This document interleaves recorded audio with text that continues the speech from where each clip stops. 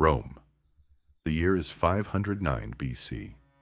A woman named Lucretia lies dead on the floor of her own home, a blade in her chest, put there by her own hand. And a man named Lucius Junius Brutus kneels over her, pulls the knife from the wound, and lifts it, still wet, into the air. He swears an oath, not just to avenge her. He swears that Rome will never again be ruled by a king. Not this king. Not any king. Never again shall one man hold Rome in his fist. Today we visit Rome, but not the Rome of marble, and emperors, not the Rome of the Colosseum and the Caesars. We're going back further, to the mud and the myth, to a village of huts on 7 hills, and to the 500 years in which a handful of farmers built the most powerful republic the world had ever seen. Here is the strange, terrible heart of this story. Rome was born from the killing of a king. For half a millennium, its deepest, most sacred value was a single word: libertas, freedom. And freedom meant one thing above all: that no man would ever rule alone again.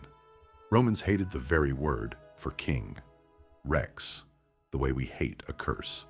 And yet, 500 years after Brutus raised that knife, exhausted by its own success, drowning in its own blood, Rome would kneel before a single man, hand him everything, and call it peace. The city that murdered a king to be free would end by crowning one, a man far too clever to ever let them call him king. Before the founding, legend says it began with a refugee. As the poet Virgil would later tell it, when Troy burned, a Trojan prince named Aeneas escaped the flames, carried his old father on his back, and sailed west, washing up at last on the shores of Italy. From his bloodline, tradition holds, came the city of Alba Longa, and from Alba Longa came a Vestal priestess named Rhea Silvia, and from her, fathered, the legend insists, by the war god Mars himself, came twins.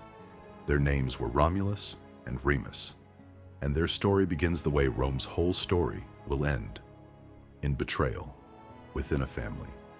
A jealous great-uncle seized the Alban throne and ordered the infants drowned in the Tiber. The basket washed ashore, and there, in the most famous image in Roman myth, a she-wolf found them and gave them her milk, keeping them alive until a shepherd took them in. They grew into leaders of men, and in 753 BC, the date Romans themselves would count from forever after, they climbed the hills above the Tiber to found a city of their own. But they quarreled. Over which hill? Over who would rule? Over a line scratched in the dirt to mark a sacred wall. And Romulus killed his brother Remus, stood over his body on the Palatine Hill, and named the city for himself. Remember this moment. Rome was founded in a brother's blood, and in a brother's blood, 500 years from now, it will fall. Picture the place he founded, not marble, not glory. A cluster of thatched huts on a hilltop, ringed by malarial swamp, home to a few hundred people at most. Herdsmen, outlaws, the desperate. Romulus is said to have thrown the settlement open as an asylum, a refuge for runaways and exiles, anyone with nothing to lose. A city of the discarded. And it had a problem. Almost no women. So the Romans did what Romans would do for the next 1,000 years. They took what they wanted by force, inviting the neighboring Sabines to a festival and carrying off their daughters. This is the founding character of Rome. Violent, ruthless, hungry. A city that would let anyone in and take anything it could reach. The kingdom. For the next 2.5 centuries, Rome was ruled by kings. 7 of them, tradition says, though the earliest are more legend than history. And each one, as the story goes, gave the growing city something it would keep forever. Romulus gave it war, and gave it the Senate, a council of 100 elders, the patres, the fathers, whose descendants would call themselves patricians, and rule Rome for centuries. After him came Numa Pompilius, and Numa gave Rome its gods. Where Romulus built an army, Numa built a religion, the priesthoods, the sacred calendar, the eternal flame tended by the Vestal Virgins. It's said that in his long reign, the gates of the Temple of Janus, opened only in wartime, stayed shut. It would be almost the last peace Rome ever knew. Then the pendulum swung back to blood. Tullus Hostilius, the warrior king, turned on Rome's mother city, Alba Longa itself, and destroyed it, driving its people inside Rome's walls.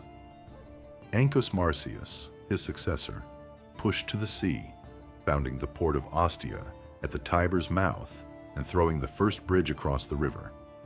The village was becoming a city, and then came the Etruscans. To the north lay Etruria, a civilization far richer and more refined than anything Rome had yet been. Masters of metalwork, of engineering, of the alphabet, Rome would borrow and hand to the world.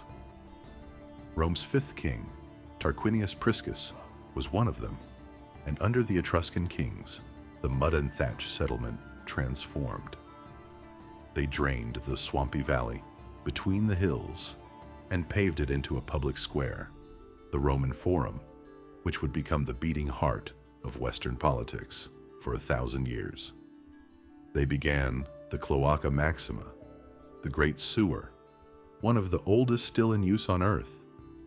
They laid out the Circus Maximus in the valley below the Palatine.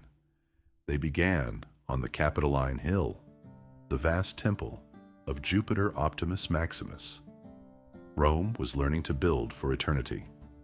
The sixth king, Servius Tullius, did something subtler and more lasting. He counted his people, the first census, and sorted them by wealth into classes, deciding how each man would fight in the army and how much his vote would weigh in the assembly. He is traditionally credited with the Great Wall around the city, though the stones that survive were laid later. By now the settlement of a few hundred had swelled, by some estimates, toward 20, 30, perhaps 40,000 people. A real city, one of the largest in Italy. And then it all curdled. The seventh king seized the throne by murder, Lucius Tarquinius Superbus, Tarquin the Proud. He ruled without the Senate, without law, by fear and the executioner. He was everything the word rex would come to mean to a Roman: arbitrary, arrogant, untouchable. And when his son committed an act of violence too far, the assault on the noblewoman Lucretia, the city broke. Which brings us back to where we began, to the knife, to the oath. The Republic is born, 509 BC. Brutus raises the blade over Lucretia's body, and Rome rises with him.